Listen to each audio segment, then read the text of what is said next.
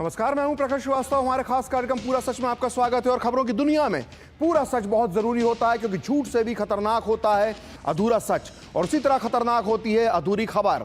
इसलिए हर खबर का पूरा सच हम आपको बताएंगे, वो भी तथ्यों, तर्कों और सबूतों के साथ। तो आइए बिना देर किए देखते हैं पूरा सच।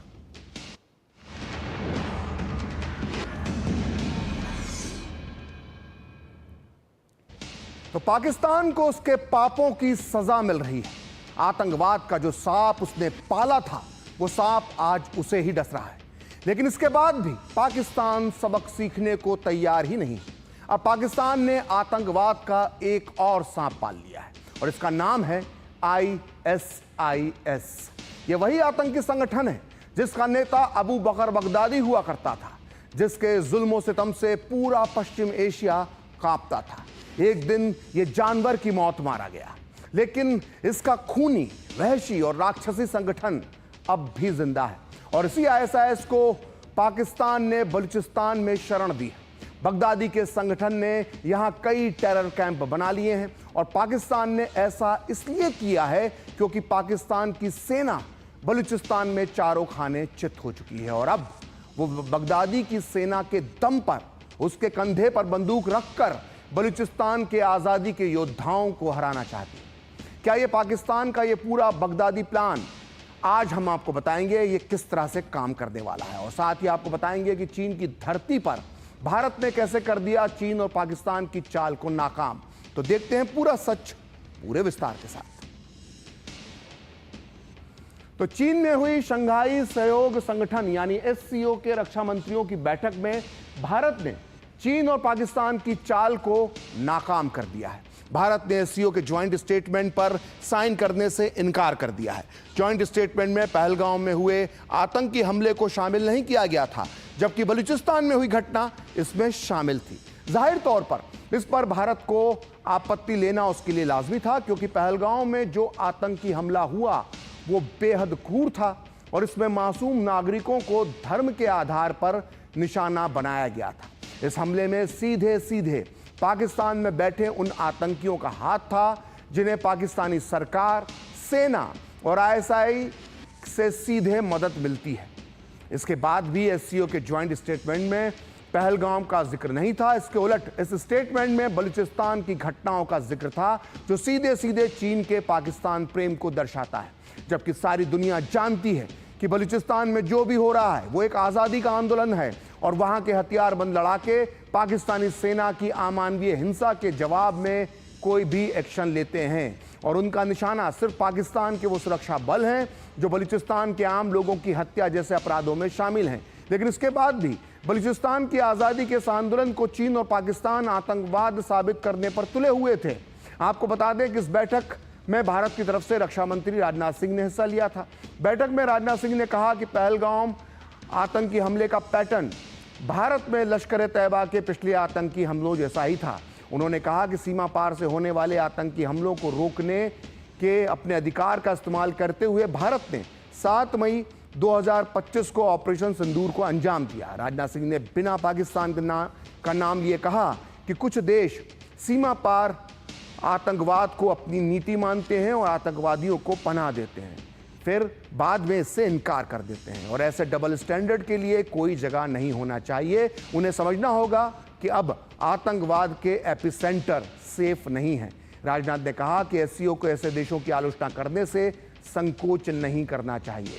इस बैठक में पाकिस्तान के रक्षा मंत्री ख्वाजा आसिफ भी मौजूद थे, लेकिन राजनाथ सिंह ने बैठक में पाकिस्तान के रक्षा मंत्री ख्वाजा आसिफ से मुलाकात नहीं की है। आइए सुनते हैं रक्षा मंत्री राजनाथ सिंह ने क्या कहा। It is imperative that those who sponsor, nurture and utilize terrorism for their narrow and selfish ends must bear the consequences. Some countries use cross-border terrorism as an instrument of policy and provide shelter to terrorists. There should be no place for such double standards. SCO should not hesitate to criticize such nations. तो विदेश मंत्रालय के प्रवक्ता रणधीर जायसवाल ने बताया कि आखिर Shanghai सहयोग संगठन यानी SCO की बैठक के बाद कोई साझा बयान क्यों जारी नहीं हो सका। आप भी सुनिए उन्होंने क्या कहा। कुछ जो सदस्य लोग हैं एससीओ के, वो इस बात पर उनकी सहमति नहीं बनी कुछ मुद्दों पर, और इसलिए वो जॉइंट स्टेटमेंट अपनाया नहीं गया। हमारे तरफ से जो हमारे अपने कुछ चिंताएं थी आतंकवाद को लेके, जिसको हम लोग चाहते थे कि उस डॉक्यूमेंट में जाए, उसके प्रति एक देश को आपत्ति थी, जिसके कारण से स्टेटमेंट को फाइनलाइज नहीं किया है। जैसे आपको पता है कि स्टेटमेंट के लिए कंसेंसस चाहिए होता है, और इस कारण से स्टेटमेंट अडॉप्ट नहीं हुआ। तो आतंकवाद को पालने पोसने के मामले में पूरी दुनिया में पाकिस्तान सबसे पुराना और बदनाम खिलाड़ी है। आतंकवाद को कहां और किस तरह से इस्तेमाल करना है, यह सीख हर पाकिस्तानी हुक्मरान और उसके जनरलों को डीएनए में मिलती है। 2025 में भी पाकिस्तान यही सब कर रहा है। एक तरफ शंघाई में पाकिस्तान बलूचिस्तान की आज़ादी के आंदोलन को आतंकवाद साबित करना चाहता है, वहीं दूसरी तरफ वो बलूचिस्तानियों को कुचलने के लिए दुनिया के सबसे खूनी, बर्बर और वहशी आतंकी संगठन आईएसआईएस की मदद ले रहा है। जी हाँ माफ कीजिएगा, जी हाँ, दुनिया के कई जानकारों का मानना है कि पाकिस्तान की सेना ने आतंकी संगठन आईएसआईएस की ब्रांच इस्लामिक स्टेट खुरासान के हाथ से हाथ मिला लिया है, और यहां तक कि उसने आईएसआईएस को बलूचिस्तान में आतंकी कैंप बनाने के लिए फ्री हैंड तक दे दिया है। इस्लामिक स्टेट ने खुलेआम दावा किया है कि उसने बलूचिस्तान के पहाड़ों में अपने ट्रेनिंग कैंप बना लिए हैं। अब आप सोच रहे होंगे कि आईएसआईएस के आतंकी कैंप से पाकिस्तान को आखिर फायदा क्या होगा। देखिए, पाकिस्तानी सेना की जो शह पाते ही आईएसआईएस ने बलूचिस्तान की आज़ादी के लिए लड़ने वाले हथियारबंद संगठनों के खिलाफ युद्ध का ऐलान कर दिया है। आईएसआईएस ने पिछले दिनों एक वीडियो जारी करके बलूचिस्तान के विद्रोही ग्रुप बलूच लिबरेशन आर्मी और बलूच लिबरेशन फ्रंट को अंजाम भुगतने की धमकी दी है। इस आतंकी संगठन ने बलूचिस्तान के आम लोगों को भी धमकी देते हुए कहा कि वो अपने आज़ादी के आंदोलन से दूर रहें, वरना उनकी रैलियां और प्रदर्शन में धमाके किए जाएंगे। इतना ही नहीं, पाकिस्तानी सेना की चाल को आगे बढ़ाते हुए आईएसआईएस बलूचिस्तान की आज़ादी के आंदोलन को इस्लाम का दुश्मनों का काम बता रहा है। और अब आगे समझिए, देखिए, पाकिस्तान आईएसआईएस के कंधे पर बंदूक रखकर एक साथ दो निशाने साधना चाहता है। वो आईएसआईएस के जरिए अफगानिस्तान और तालिबान को भी निशाने पर लेना चाहता है। आईएसआईएस न केवल बलूच विद्रोहियों के खिलाफ खड़ा है, बल्कि ये तालिबान के खिलाफ भी हमले कर रहा है। उदाहरण के तौर पर अगस्त 2021 में काबुल हवाई अड्डे पर आईएसआईएस ने एक आत्मघाती हमला किया था, जिसमें 170 से अधिक लोग मारे गए थे, जिनमें तालिबान के लड़ाके थे, अमेरिकी सैनिक भी शामिल थे। पिछले साल एक तालिबानी मंत्री को भी हमले में मारा गया था। ये सब देखते हुए अफगानिस्तान की तालिबान सरकार ने आरोप लगाया है कि पाकिस्तानी सरकार आईएसआईएस को शरण दे रही है, लेकिन पाकिस्तान अपनी आदत के अनुसार इस आरोप को नकार रहा है। तालिबानी सरकार ने आरोप लगाया है कि पाकिस्तान खैबर और बलूचिस्तान में अपने आंतरिक विद्रोहों को दबाने के लिए आतंकवादी संगठनों का इस्तेमाल कर रहा है। इसी बीच बलूचिस्तान के हथियारबंद आज़ादी के आंदोलन के एक बड़े नेता मीर अब्दुल नबी बंगुलजई ने एक ऑडियो बयान जारी किया है, जिसमें उन्होंने दावा किया है कि पाकिस्तान सरकार की मदद से बलूचिस्तान के पहाड़ी इलाकों में आईएसआईएस के ट्रेनिंग कैंप बनाए गए हैं। और उन्होंने अपने बयान में और कुछ क्या कहा, आइए उसको ग्राफिक्स के जरिए समझते हैं। देखिए, उन्होंने कहा है कि आईएसआईएस बलूच कार्यकर्ताओं को निशाना बना रहा है ताकि बलूच राष्ट्रीय आंदोलन को कुचला जा सके। बलूच नेता रहीम बख्श कोलई और मौलवी अब्दुल कबीर की हत्या के पीछे भी आईएसआई का हाथ है। यह केवल कट्टरपंथ नहीं, बल्कि बलूच पहचान, संस्कृति और प्रतिरोध को खत्म करने की सुनियोजित साजिश है, जिसमें मजहब को हथियार बनाया जा रहा है। पाकिस्तान सरकार की शह पर आईएसआईएस बलूचिस्तान में हमारे सम्मान और आज़ादी को मिटाने के लिए आया है। तो आज से 11 साल पहले अमेरिका की तत्कालीन विदेश मंत्री हिलरी क्लिंटन पाकिस्तान पहुंची थी। यहां उन्होंने पाकिस्तान की सुपर डुपर बेइज्जती करते हुए कहा था कि जो लोग अपने आंगन में सांप पालते हैं, वो सांप एक दिन उसे ही डस लेता है। कोई और समझदार देश होता तो इस सलाह पर गंभीरता से अमल करता, लेकिन अपने अंदर सुधार लाना पाकिस्तान की फितरत है ही नहीं। पहले पाकिस्तान ने अफगानिस्तान के मुजाहिदों को पाला, फिर कश्मीर के आतंकवादी पाले, फिर तालिबान को खड़ा किया, और अब वो आईएसआईएस से हाथ मिला रहा है। बलूच विद्रोहियों और तालिबान से निपटने में नाकाम रहने के बाद कमजोर पाकिस्तानी सेना को लगता है कि वो आईएसआईएस की दम पर इन दोनों से निपट लेगी, लेकिन ये उसकी फूल है। पाकिस्तान की ये चालबाजी खुद उसके लिए बेहद खतरनाक साबित हो सकती है। अगर आईएसआईएस बलूच विद्रोहियों को दबाने में सफल भी हो गया किसी तरह से, तो उसका अगला निशाना पाकिस्तानी सरकार और पाकिस्तान की सेना हो सकती है, क्योंकि आईएसआईएस की कट्टरपंथी विचारधारा किसी भी सरकार को स्वीकार नहीं करती है। आईएसआईएस का पूरा लक्ष्य, जो एकमात्र लक्ष्य है, वो है पूरी दुनिया में इस्लामिक खिलाफत की स्थापना करना। आईएसआईएस का पुराना रिकॉर्ड भी किसी भी देश की आंतरिक अराजकता का फायदा उठाने वाला रहा है। पाकिस्तान को ये याद होना चाहिए कि सीरिया में आईएसआईएस ने गृह युद्ध का फायदा उठाकर अपना वर्चस्व स्थापित किया था। सीरिया में आईएसआईएस ने पहले विद्रोहियों को निशाना बनाया, फिर सरकार के खिलाफ ही मोर्चा खोल दिया। बलूचिस्तान में भी अराजकता है, वहीं पाकिस्तान के सिंध और खैबर पख्तूनख्वा में भी अलगाववादी आंदोलन तेज हो रहे हैं। आईएसआईएस इसका फायदा उठा सकता है और बाद में इस्लामाबाद के खिलाफ मोर्चा खोल सकता है। ऐसे में साफ है कि पाकिस्तान एक और भस्मासुर को पालने में लगा हुआ है। तो पाकिस्तानी सेना बलूच लड़ाकों के सामने बेबस नजर आ रही है। आए दिन उस पर हमले होते हैं और वो इन लड़ाकों का कुछ भी नहीं कर पा रही है। इसी से तिल मिलाकर पाकिस्तानी सेना का गुस्सा बलूचिस्तान के आम लोगों पर फूटने लगा है। फ्रंटियर कॉर्प्स और खुफिया एजेंसी घरों पर छापा मारती हैं, अक्सर कॉलेज और यूनिवर्सिटी के छात्रों को उठाकर ले जाती हैं। बाजार, चेक पोस्ट और सड़कों पर मासूमों को अगवा कर सुनसान और अज्ञात स्थानों पर ले जाया जाता है, जहां पर इन्हें मार दिया जाता है। कबीलों और सिविल सोसाइटी के नेताओं सहित जो विद्रोही हैं, उन्हें दबाने के लिए पाकिस्तान ने डेथ स्क्वाड्स बनाए हैं, जिसमें उनकी लाशों को अज्ञात कब्रों में दबा दिया जाता है। इनमें से कई तो 14 से सिर्फ 18 साल के लड़के होते हैं। यह सिलसिला पिछले 20 सालों से चल रहा है और अब तक 50,000 से ज्यादा मासूम जिंदगियों का कोई निशान नहीं मिला है। लेकिन 2025 में गायब लोगों के आंकड़ों में जबरदस्त तेजी आई है। देखिए, human rights council of Balochistan के आंकड़ों के मुताबिक जनवरी 2025 में 117 लोग गायब किए गए थे। इसके बाद आया फरवरी महीना और फरवरी में गायब हुए लोगों की संख्या थी 144।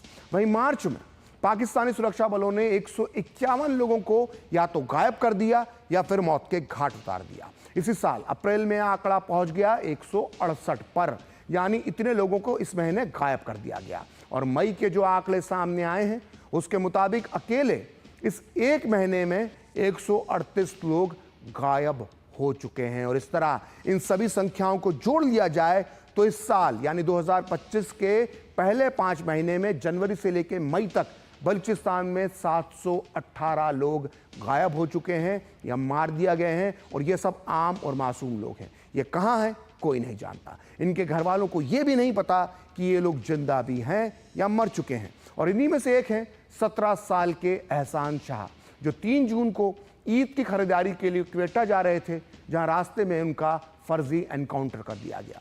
आइए सुनते हैं एहसान शाह की मां क्या कह रही है। मैं शहीद एहसान शाह की बदनसीब माँ हूँ, जिसको उस वक्त शहीद किया गया जब सब लोग अपनी ईद की तैयारियों और खुशियों में मसरूफ़ थे। मेरा बेटा अपनी खुशियों में ईद की चीज़ें लेने कोयटा गया था, जिसके साथ उसका एक दोस्त शोएब भी था, जिसको 3 जून कोयटा से वापसी पर गंजडोरी के मकाम पर डबल पोल पर एफसी ने रोका, जो कि गाड़ी में थे, और उनको खड़ा करके उन पर फायरिंग शुरू कर दी, जिससे मेरे बेटे के गर्दन में 2 गोलियां मारी और उसके दोस्त की आंख पर गोली लगी।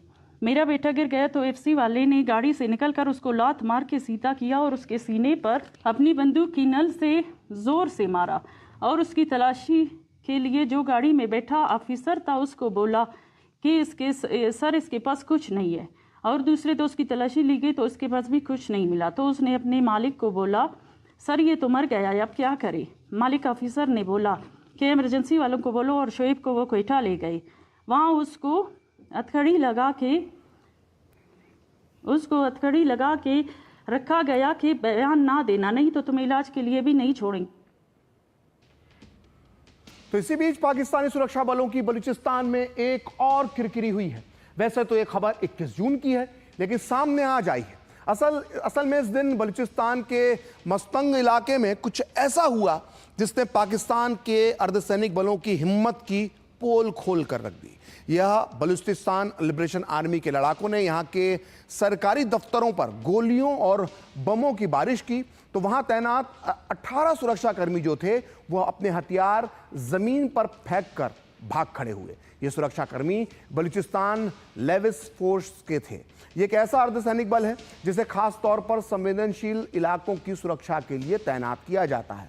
लेकिन जब मस्तंग के सरकारी प्रतिष्ठानों पर बीएलए ने धावा बोला तब ये जवान मुकाबला करने के बजाय मैदान छोड़कर ही भाग गए। लेकिन इसके बाद असली किरकिरी तो बाकी थी। हमले के बाद बीएलए के लड़ाकों ने सोशल मीडिया पर पाकिस्तानी सुरक्षा बलों से कब्जे में लिए गए हथियार, वायरलेस सेट और बुलेट प्रूफ जैकेट की तस्वीरें डाल दी, जिससे शर्मिंदगी से बौखलाए पाकिस्तानी सेना ने शुरुआत में इस मामले को दबाने की कोशिश की।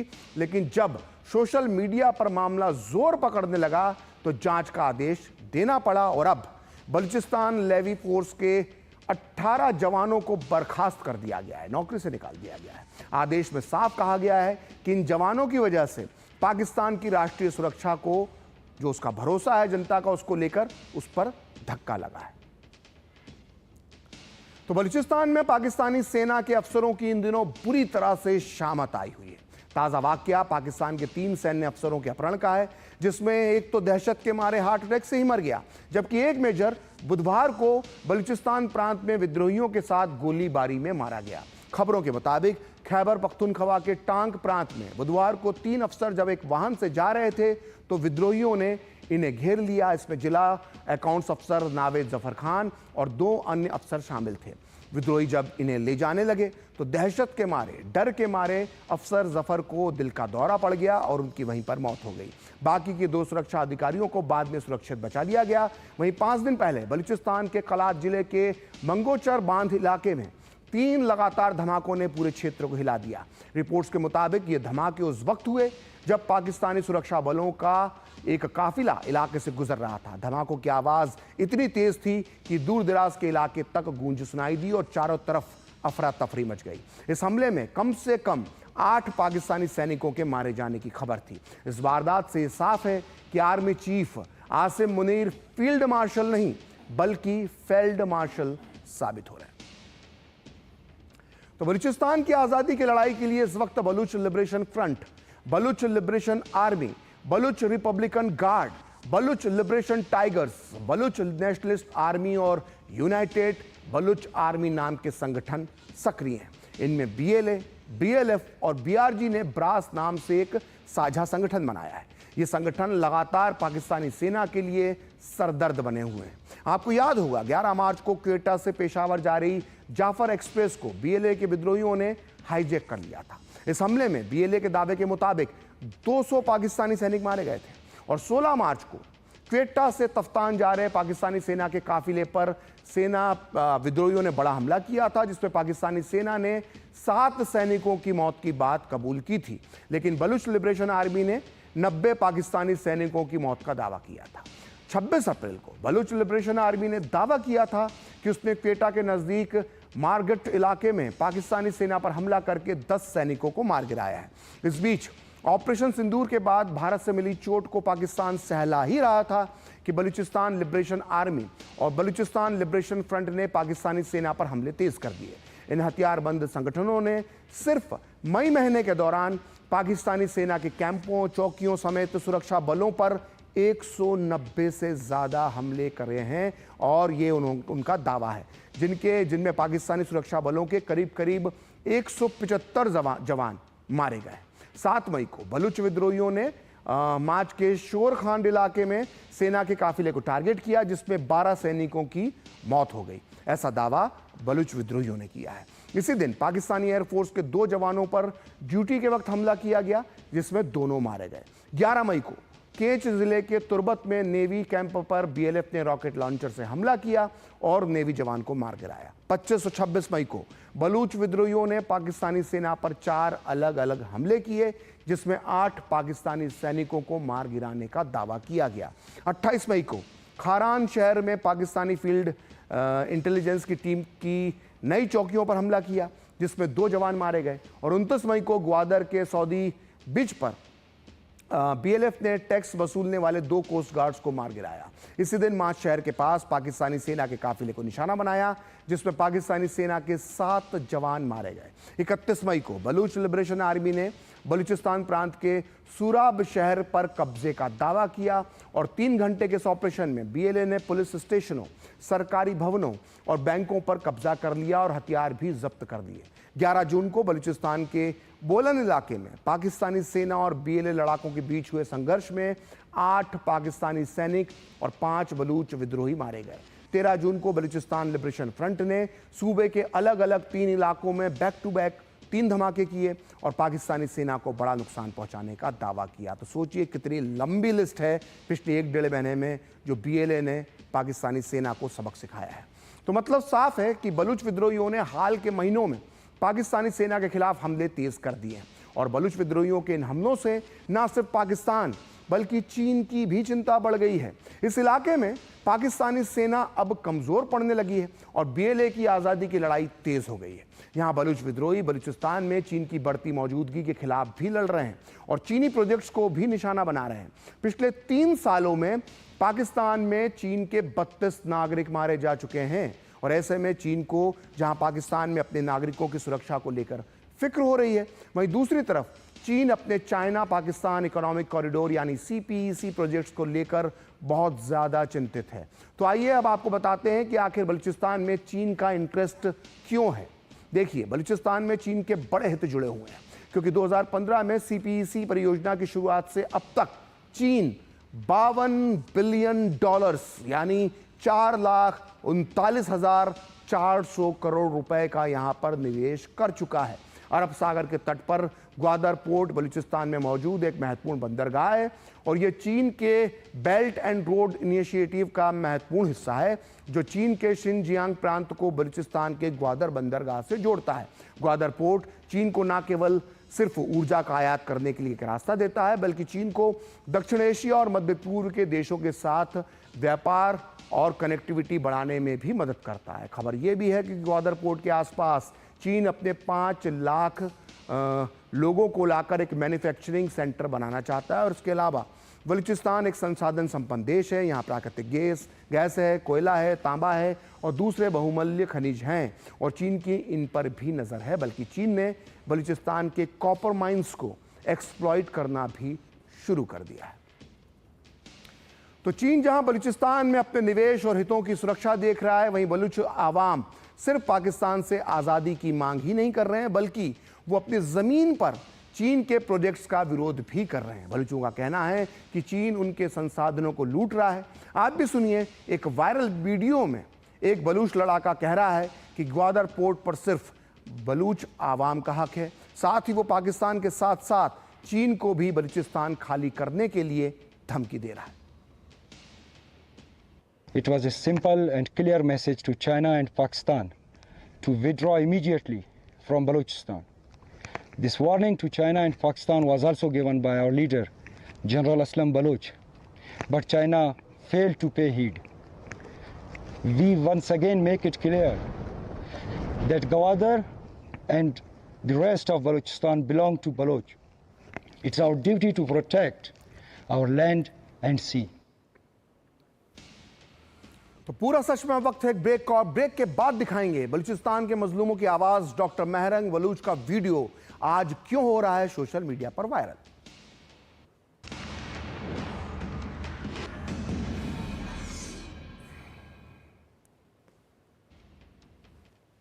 बिरयानी मसाला, पारंपरिक बिरयानी का असली स्वाद। केंट गोल्ड से पानी होता है ज्यादा प्योर, बैक्टीरिया के अलावा हानिकारक सिस्ट भी निकलती है। बिना बिजली से चलने वाला वाटर प्योरीफायर जो पानी को शुद्ध करे और बीमारियों से बचाए। अब हर परिवार होगा स्वस्थ केंट से। जो लक्ष्य चुना था समझ आने लगा है। GLA यूनिवर्सिटी, उच्च लक्ष्य की निश्चित प्राप्ति।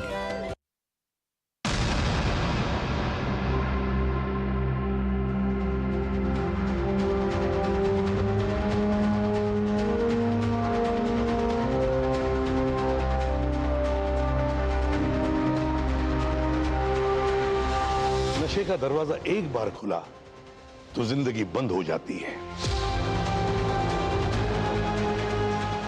ये नशे का दरवाजा हमें तोड़ना ही होगा। दरवाजा तोड़ दो। नालसा की डॉन स्कीम है, एक मिशन, एक जंग।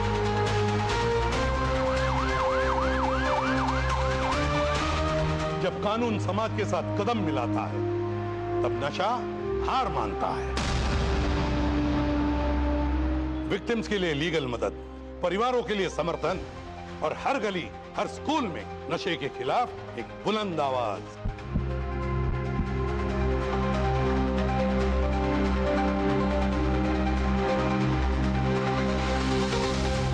तुम मत गिरना, हम हैं यहां।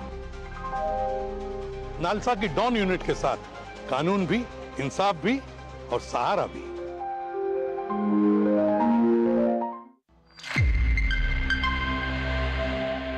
LIC लाया है unit linked insurance plan index plus. जीवन बीमा पाइए और निफ्टी स्टॉक्स के साथ अपने मार्केट रिटर्न्स को तेजी से बढ़ाइए। इस अट्रैक्टिव कॉम्बिनेशन के साथ अपना कल सुरक्षित कीजिए। सिर्फ 2500 रुपए मंथली प्रीमियम से शुरुआत कीजिए। आज ही LICindia.in पर जाएं।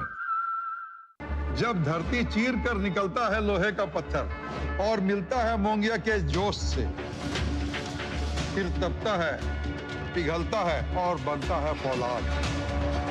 अब होता है सरिया सारी खूबियों के साथ। मोंगिया स्टील, मजबूत देश का मजबूत सरिया। कैंट गोल्ड से पानी होता है ज्यादा प्योर। बैक्टीरिया के अलावा हानिकारक सिस्ट भी निकलती है। बिना बिजली से चलने वाला वाटर प्योरीफायर जो पानी को शुद्ध करे और बीमारियों से बचाए। अब हर परिवार होगा स्वस्थ कैंट से।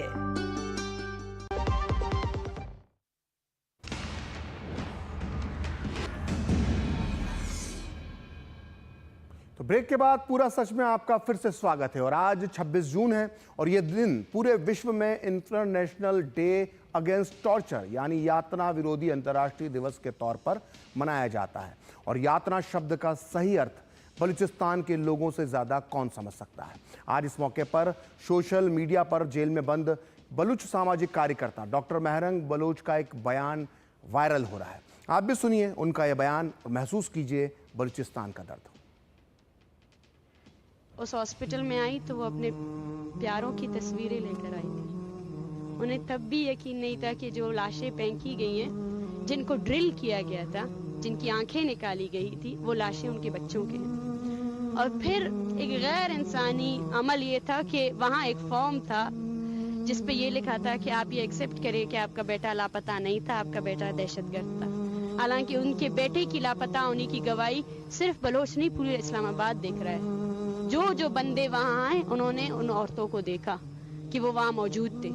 अगर वो वहाँ मौजूद थे और वो ये कह रहे थे कि हमारे बेटे लापता है, तो वो किस शर्त पे आपने उसको दहशतगर्द करार दे दिया। मैं इस तकलीफ को बयान नहीं कर सकती, लेकिन एक चीज मैंने देखी, जब इन माओं को ये कहा गया कि हम ये लाशें नहीं देंगे, तो उन्होंने ये कहा कि हम अपने बेटों की लाशें इस शर्त पर नहीं लेकर जाएंगे कि आप इनकी लाशों को भी इंसाफ ना दें। हम गवाह हैं कि आप 40-40 गाड़ियां लेकर आए, आपने हमारे बेटे को गर्दन से पकड़ा, उसे मारा और उसे घसीटते हुए लेकर गए। हम अब कैसे, आपने तो उसे इंसाफ नहीं दिया, लेकिन मैं एक माँ होकर कैसे उसको इसके साथ नाइंसाफी कर सकती हूँ। और उन माओं ने जब हमने ये कहा कि ये लाशें नहीं देंगे, तो उन्होंने ये कहा कि अगर आपने हमारे बेटे नहीं दिए, ये लाशें आपको काम आएंगी। तो हम ये रियासत से कहना चाहते हैं कि ये लाशें भी वो रख ले, हमें ये भी नहीं चाहिए। तो आज पूरा सच में इतना ही। कल फिर होगी आपसे मुलाकात अपने इस खास कार्यक्रम पूरा सच में किसी और सियासी मुद्दे की पड़ताल के साथ। तो मुझे और मेरी पूरी टीम को दीजिए अनुमति। नमस्कार।